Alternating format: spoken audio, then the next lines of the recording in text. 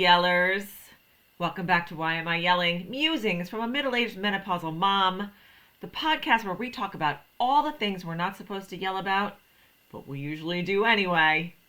I'm your host, Krista Rizzo, and in honor of fall, happy fall, y'all, I'm going to let you know that I am a lover of sweater weather, fireplaces, and apple picking, even though we haven't gone apple picking yet this season, but we certainly are going to. That's for sure. I'll let you know. Shout out or yell out to our local apple picking place, March Farms in Bethlehem, Connecticut. This is a shameless plug for them because we love them so much. We go there every year. We pick a bunch of apples. They have such a beautiful orchard and playground for the kids and apple cider donuts and a farm stand. And there's just the best place. And we have been going there for, this will be our 12th or 13th year there. So they're the best. So we're going to see you soon, March Farms. Okay, I digress. Hello, everyone. Today we're diving into a topic that hits every parent eventually, but nobody really prepares you for the moment your kids don't need you the way that they used to. This conversation or topic for this episode was inspired by an article in New York Magazine's The Cut called "When Your Kids Need You Less, Will You Be Ready?" And, obviously after I read that piece, I started thinking about this and running the parallels to my own life. And, I know I did an episode on taking kids to college and what that feels like, dropping them off and that kind of stuff because I have a college kid. But this conversation feels a little bit different because I'm realizing that in a few short years, it'll just be, mom and dad in the house, and both of my boys will be gone. And, there's a lot of stuff that kind of goes through your minds and through your head, and there's a lot of feels that show up with all of that. And you get nostalgic for, what used to be and how fast it actually went, right? So think about it. One day you are wiping noses and tying shoes and packing lunches. And while I still am packing lunches, that makes you like the center of their universe. And then you blink. And my mother used to say this all the time. And I probably will say this in 1,000 podcast episodes. My mother used to say, don't blink, right? Because when you do, you miss it. And it goes by so fast, right?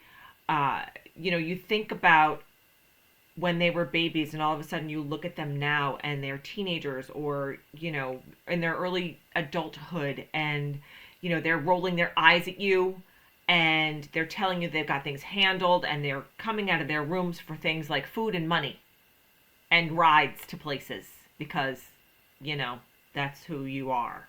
You're the chauffeur. It's jarring, right? And if I'm going to be honest, it's not just about them growing up. It's about us as parents too. And about what happens when our roles as the needed one starts to shift. And so the big question for today really is, when your kids need you less, will you be ready? And you got to think about that. You got to answer that. So let's start with what this shift really looks like. It doesn't just look like, dropping them off at college because they come home and they come back and they're back and forth and things like that. It really does look like the shifting that starts in their, tween and teenage years. It doesn't happen all at once, right? It happens in time. It's sneaky. It catches up with you, right? At first you don't even notice that your kid doesn't want you to walk them to school anymore, or you do notice because they don't want you to hold their hands, or they want to go hang out with their friends and they don't want you to kind of hang out with them, and they want you to drop them off at the movies instead of going to the movies with them. And you want that to be the case, right? This is what we have trained for, parents. This is what we have worked so hard to achieve, right? Raising independent, capable, kind, caring, aware humans.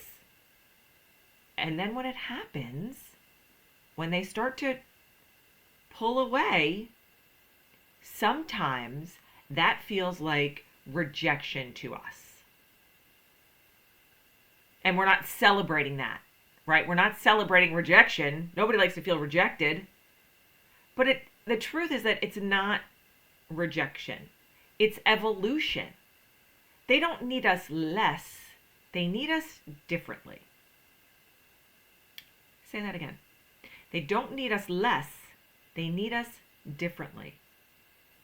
When they're little, they need you physically. You're feeding them, you're bathing them, you're managing their schedules, you're doing all the things. But as they grow up, that support becomes more emotional. It's guidance. It is, maybe, hopefully, fingers crossed, more in-depth adult conversations, right? They still need you to be their chauffeur or their Uber driver for a little while. But then that also shifts, right? I have tons of friends who are buying cars, in now thinking about their kids in a few years, or buying cars for their kids now. And it's like, wow, this kind of crept up on me, right? I can't believe we're here. Weren't we just all, hanging out at the beach and they were 5, right? The problem is nobody warns us that there is emotional whiplash that comes with this, right? There's a tug of war between wanting to hold on and needing to let it go or let go, right? It is, without question, brutal, right? The emotional roller coaster that you are taken on, right? And you can, you say this to yourself. You're like, are you kidding me? I've spent all of these years, and let's be real, 18 years can feel like a long time when you're in it. But when you are looking back on it, it's like an inch on a ruler. It's so short, right? You've done everything for your kids for the last 18 or so years.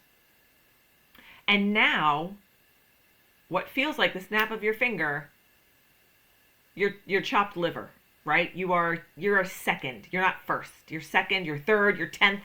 I'm going to go sleep over at my friend's house. I'm not coming home tonight.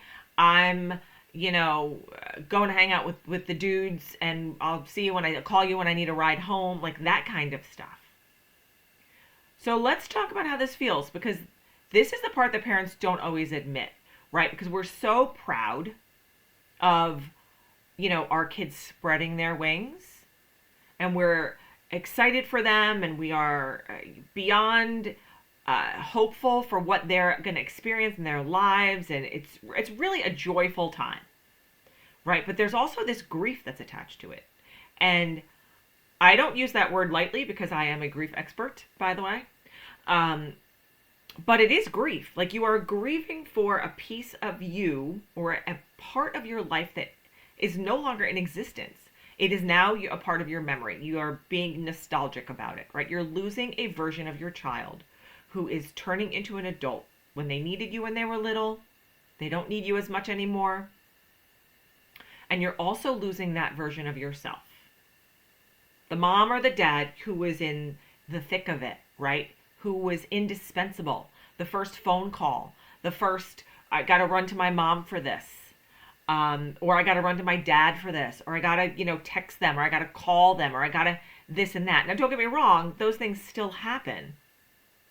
But it definitely stings when the teenager wants to FaceTime their friends rather than hanging out with you, watching a movie or watching the sports or doing the things, right? Or, when your college kid does head out and they call way less often than you'd like them to. I remember when my college kid left for college his first year, we were very vigilant, I guess, about keeping in touch, about texting each other every day or every couple of days, or talking to each other every couple of days. And now he's in year 3.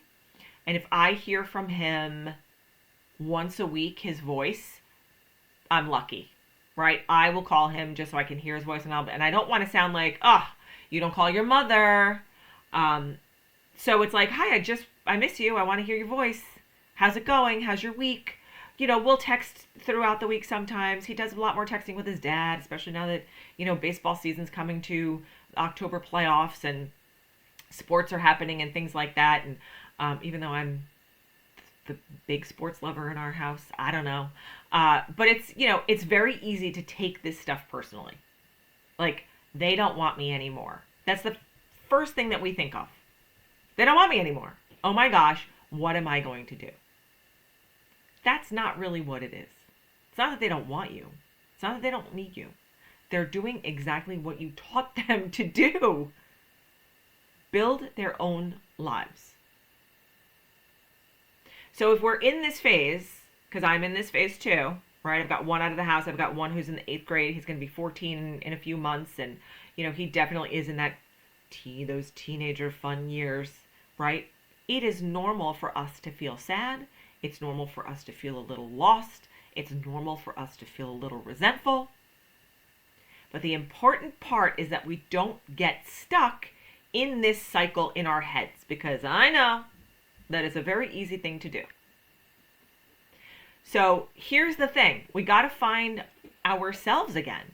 We got to find what the transition is going to look like, or should look like, as we move through this, right? Because when your kids are out there figuring out who they are, that gives us the opportunity to do the same thing. How many of us have put our own lives, passions, identities on hold because parenting was all consuming? I started my coaching business so I could have more time at home with my kids and also make my own schedule and be around for them to do all their things. And it was, it has worked for us for the last 10 years. And last year I, took an opportunity to go work for an organization for advocacy and human rights and politics and that kind of stuff. And I was gone a lot of the time. And it was a temporary gig. It was 5 or 6 months.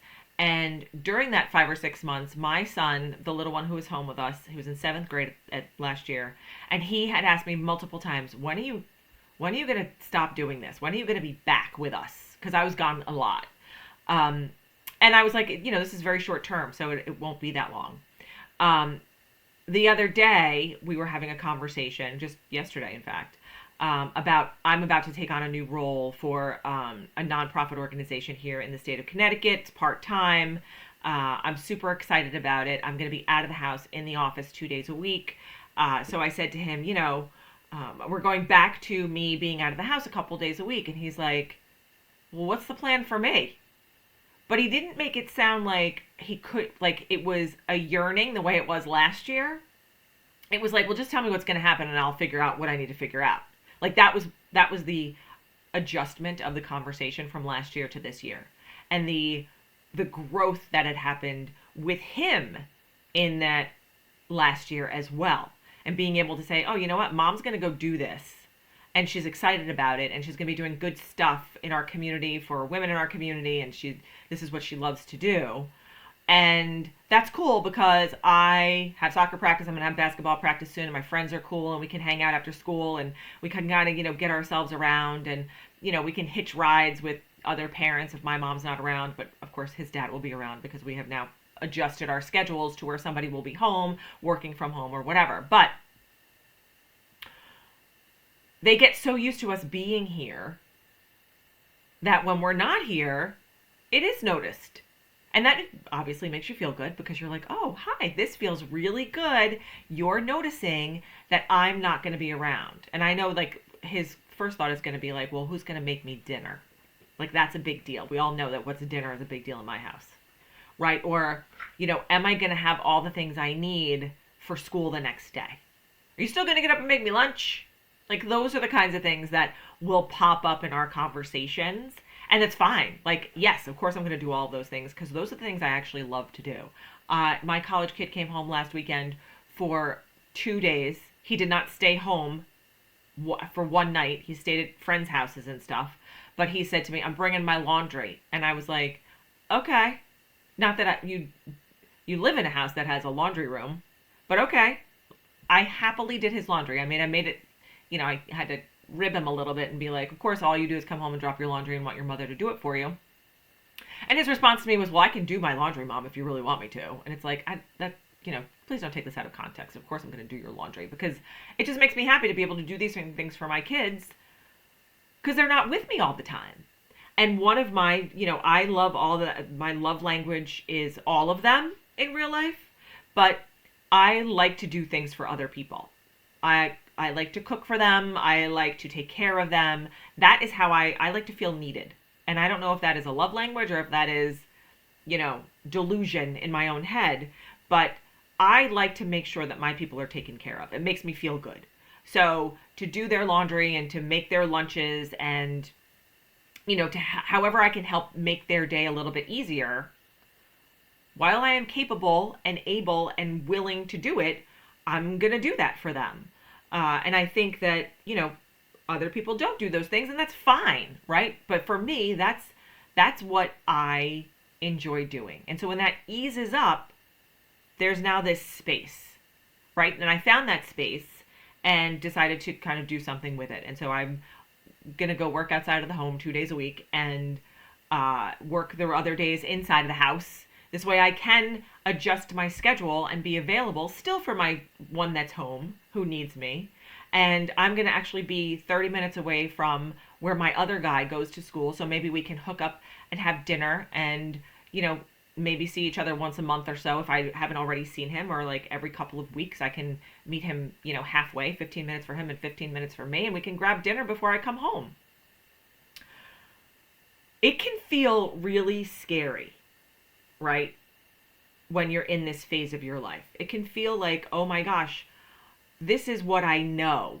This is what I've done for the last 18, 20. Some of us have, I had 2 kids and they were 6 years apart, right? So I've been doing this for almost 20 years with my oldest. And, it can go on and on. I've got another, my little guy is in 8th grade. I've got 5 more years of him still left in school. So it's not over for me just yet, but I do recognize that it has shifted. And I didn't want to be the person who just kind of sat back and longed for, what was, because that's not how evolution works and that's not how change works. And if there's one thing I say a lot of things, but if there's one thing that I say is that change is something you can rely on every single day. There is some kind of change that happens every single day in your life, whether it is, super small by like today I canceled lunch with a friend of mine because she and I were both having like stuff going on in our day. And we were like, you know what? We're going to make it rushed. We should just cancel this and shift to a different day where we know we're going to have more time to hang out together. And so that's a change. And that's a change that we know how to, navigate quickly and immediately. And it doesn't really affect us in a way that a large change would happen. Like, God forbid an illness or, something happened at school and you have to go run and pick up your child. And like those kinds of changes, those big life impacting changes. But change is the one thing that you can count on every single day. Quote me on that, right? And it can feel scary, but it can also feel freeing because you have not lost anything. You're just gaining room to grow something else. And so while my children are still here and they will always be here, they're not going anywhere. They're always going to be mine. They're just here in a different capacity. And I know that if I picked up the phone and I called my big kid today and said, hey, let's make a plan to get together, he'd be like, okay, sure. He wouldn't say no. He'd say, I can tell you what my schedule looks like, and I can tell you, when I have some time for you to like come up and hang with us, like those kinds of things. Or do you want to go to a football game, or you want to meet us at the tailgate and do those kinds of stuff? And my little guy obviously still needs me. But I didn't want to be sitting here wallowing in any of that. I wanted to make sure that I was taking it on myself to add more things to my life that are going to feel enriching and helpful. Like I'm going to go work in an advocacy space for a nonprofit. I'm going to be needed there. And that's, again, what I like to feel. I like to feel needed. I like when I am helping to do things and helping make other people, change their lives or be successful or create shifts. Like that's what life coaches do, right? So I'm super excited about that. But also, I recognize that there's a shift happening in my family because of this decision that I've made, which is a good thing at the end of the day, right? And it helps me be able to reconcile with being able to stay connected with my children without clinging to them. Because even though, our kids are pulling away from us, doesn't mean we disappear, right? We are still here. We're still their parents. We are also evolving as well, right? So, how do you stay connected without clinging to them? And it looks very different than, what it looks like for you now. It's giving advice when it's asked for, not when it's not asked for, right? Or having more adult, mature conversations when you're in the car and your kids. One of my favorite things is doing the carpool, right? It's like picking up your kid and a friend or two friends, and now they're all in the car and they're all chatting and you're just being quiet. You've got the radio on, but not too loud, and you're kind of listening, but you're trying to be respectful of their conversation. And they're saying things and like you are biting your tongue because all you want to do is say, "Oh, this is what you guys should do for that," or "This is what," but you're not. Your mouth might be bleeding because you are biting your tongue, but you're recognizing that they didn't ask you for that advice. How to handle a friend or how to handle whatever it is that they're talking about in the car, right? Giving advice when it's asked for is now a new thing rather than you trying to impart wisdom, as I like to call it, on them, right? Or perhaps it's, creating space where they know they can come to you without judgment. I have tried to do that. My husband and I have tried to do that since our children were little. We have always prided ourselves on, creating a sense of awareness, raising aware kids, and one kid is definitely more aware than the other one, but making them understand like how expectations work and what their awareness looks like throughout their day, and letting them know that, we as their parents are a non-judgment zone. We're judgment free. We listen and we don't judge. That's a quote that I've been hearing around out there for a little while now, right? We listen and we don't judge. We take it all in and we sit on it and we kind of work through the conversation. And we haven't had a lot of these conversations with our 13-year-old, but we have had them with our 20-year-old, 19-and-a-half-year-old. And, the bigger the conversations get, or the more adult the conversations get, you recognize that your relationship with your child or your adult child has now shifted. And I've never been one of those people to call my children my besties. I think that is full on BS, right? When somebody takes a picture of their 2-year-old and is like, "This is my bestie, this is my mini me." Like, give that child their own identity. And you will certainly not be telling your 2-year-old child the things that you will be telling your real life bestie.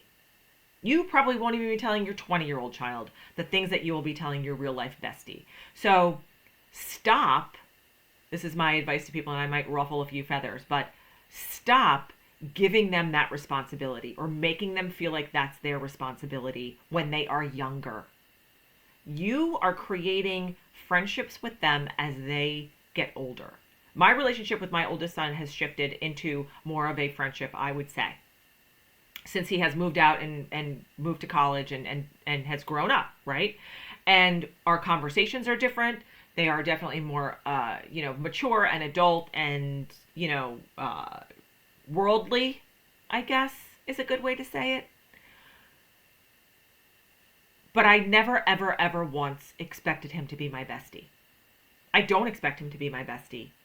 I want him to have a bestie like I have a bestie. My best friend is my ride or die. And I am my children's ride or die for sure. Like, they know that, they can call me at any time. I will get in the car, pick up the phone, be at their rescue or helping them whenever. That's different, right? That's different than having a ride or die in a friend. And so please don't confuse that with your children. I became friends with my mother when I was much older in life. Not much older, but when I was an adult, when I could recognize how difficult being an adult actually is. Being out on your own, paying your own bills, and being in a relationship long term and getting married and having children. That's when the friendship between a parent and a child really begins. You can fight me on that, but that is really, like, I feel like when kids are told that they are their parents' besties from super young ages, they are carrying this burden of, I have to be my parents' best friend, and that's not fair to them. We should be allowing them to be whoever they want and to be friends with whoever they want and to create those relationships that we treasure with our own real life best friends. Right? So creating space is important. Respecting their boundaries is also very important. Right? It has always taken me, boundaries are not something that I was ever really, really good at. Right? For myself, because I like to help and I like to do and I like to be there, and it's very hard for me to say no. My husband used to joke when I was doing a lot of stuff with schools, which I still do a lot of stuff with schools, but please don't come back with another volunteer job, right? When you're leaving the house and you're going to go do something and someone's going to ask you to do it and you're going to be like, of course I can take care of that. No problem. Please don't come back here with another job, volunteer job, right? I had to learn how to put up boundaries and realize that no was a complete sentence, right? And teaching your children to respect their boundaries is very important. That they don't always have to go to the party, that FOMO is real, but JOMO is also real, joy of missing out, right? Instead of fear of missing out, right? But also reminding them that, listen, I don't want to push myself on you, but I want to remind you that here I am, I'm always here for you, right? And that is called balance. And while I understand balance is never truly even, another thing I coach people on all the time, because we are very bad at setting expectations as humans, right? So saying things like, I trust you to figure it out, but I have your back when you need me. That's a powerful statement. And it goes a long way because it gives your children permission to be adults, permission to make their own decisions. And sometimes they need that permission from you because they wonder, oh, are my parents going to approve of this? Or my parents, what are they going to say about this? But when you say, I trust you to figure this out for yourself. And everything is figure outable. And if you can't, we're right here. We're right here. It's that simple. That builds a different kind of relationship, right? It builds one that is based on respect and trust, not control. And that's the kind of relationship that you can carry on into adulthood. When your kid can come to you and say, when they've got kids, I really appreciate you for X, Y, and Z. Parenting older kids, right, is at this point, for me, right, is basically being on call for things that they need.